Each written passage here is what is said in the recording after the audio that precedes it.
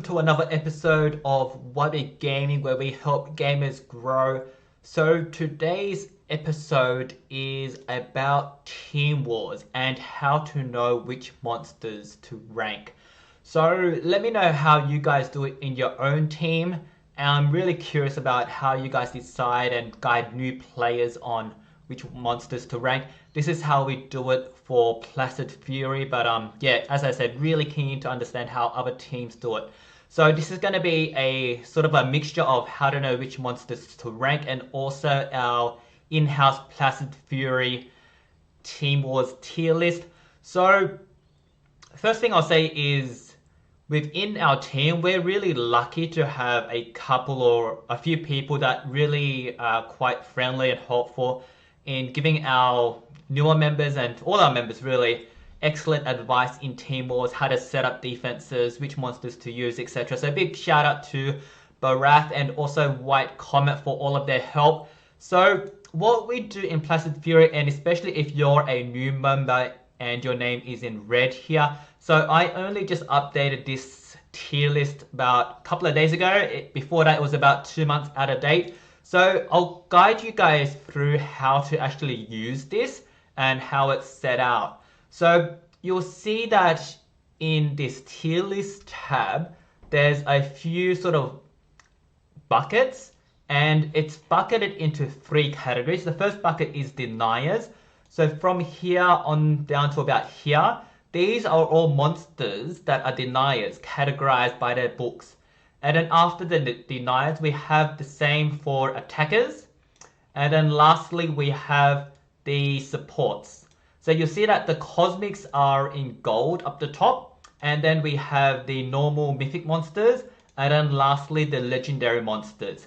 So that's how it's set out. And what we want to aim for is to have as many of these must-have monsters as possible, the ones in gold. And what you really want is to have at a bare minimum 1 really good monster for each book. Ideally, you want 1 denier, 1 attacker, and 1 supporter. But at a minimum, have at least 1 really good monster for each book, because then that means every team war you're going to have at least 1 monster to use for that book. So personal priority, I prefer to prioritize deniers above everything else, and there's 2 reasons for that. The first reason is Team War specific. If you have a really good denier and you stop the other team from attacking, then you win. If they can't do anything, then you win. So personally, playstyle wise, I actually really prefer attackers. So I have a bias for attackers, but because attackers are sort of like the least useful in Team Wars in a sense, because if their deniers are going off and you can't even attack, then your attacker is pretty much useless. Attackers for me are a nice to have. So after deniers, I like to prioritize really good supporters. So the really good supporters are the ones that are Megataunt monsters like Shelly or Bombardier, because they can stop the other team's deniers from doing something to you. Outside of Megataunts, the other really useful category are your revivers. So Necroleak looks like a really interesting monster, so that's going to be really useful. The monsters that have anticipation, is it Chakumaku? Where's that new one? I think it is Chakumaku that has anticipation. Can be really useful as well. So Shelly and Bombardier, and also your anticipation monsters like Chakumaku, if that is indeed an anticipation monster, or your revivers like Necroleak or Misurus or Londrath in terms of the old mythics. So I prefer to focus 1 on deniers and then 2 on the top tier supporters, and if I still have spare sort of gems or stardust, then I'll also rank up my attackers. But so even someone that is really enjoys attackers, I prioritize deniers first. The other reason you want to prioritize deniers first is because they are the #1 monster for Infinite Gauntlet. So I'm going to do a whole different series of videos on Infinite Gauntlet, but the main thing I want to point out for Infinite Gauntlet is it's the only mechanic in the game where you can invest monsters who will get you more monsters. So what I mean is, if you invest upfront in a really good Infinite Gauntlet team, then those monsters that you invest up front can help you get more Stardust, which can then help you build more more monsters. So it's like a reviving wheel. It's like, like a reoccurring thing. So in like financial terms, it's like an asset because it's always going to keep making you more stardust. It's always going to keep making you more monsters. So deniers are hands down #1 priority for both Team Wars and Infinite Gauntlet. So back to this handy dandy tier list. So what we then use this for in Placid Fury is as a guide which monsters to use, but more importantly, we do this for all our new recruits, except for the last couple of months because I didn't have this up to date. So what we use this for is we use this for working out on one page the monsters that you have on the left. So these are basically my monsters that I have for each category. So for example, how we use this is if you go to the drop down, this drop down is customized, so only the adventurers and deniers that pop up. So you'll see in this tier list over here, under, where's adventurers? Adventurers is right here. So you'll see Kodama, Heinrich, Moonhaze, Cat UFO, Lamia, etc.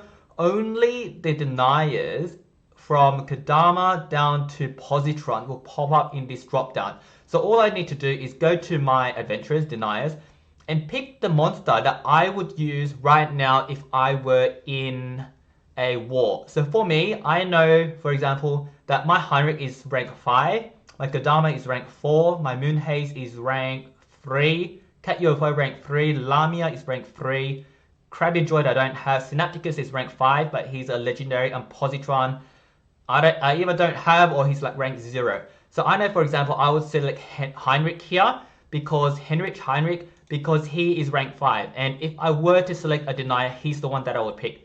And similar for attackers, Daigeo is my best attacker. He's rank 3. I don't have Kaguya. I would pick the Daigeo over Hardy most times. I probably also could put Hardy here. And still not for support. Andana is my best Andana is a denier. I use Andana as a denier. She can also be used as a support. I think I might have Andana in both. No, it looks like I've only put Andana in support. But Andana is another monster that I used a lot previously, and she's probably one of the ones I will rank to rank 5 eventually out of all my mythics. So you rinse and repeat for all of your categories for each book. So what this allows you to do is it lets you be able to see gaps that you have in your roster. So for example, let's pretend in mechanical, I don't have anything. So let's pretend I don't have anything, and I don't have anything here. And let's pretend instead of Ignis, I have like a Glubu, which is pretty useless, and he's rank 3. So what this tells me, if my war prep sheet looks like this, it means I'm really weak in mechanical. And when a good mechanical monster comes out, then I probably want to make an investment there if I want to increase my chances of getting good results in my wars. So let's undo that before I forget.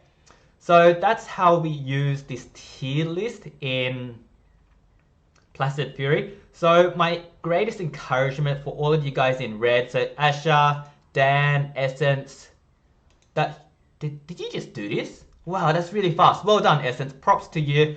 JJ, because I only just added this in like literally half an hour ago. JJ, Killer, Sheila, Toxic, Tristan, and Sam. So all of you guys, if you can go and update this list, I'd really appreciate that. If you need any help, reach out to Pufferfish or your squad captain.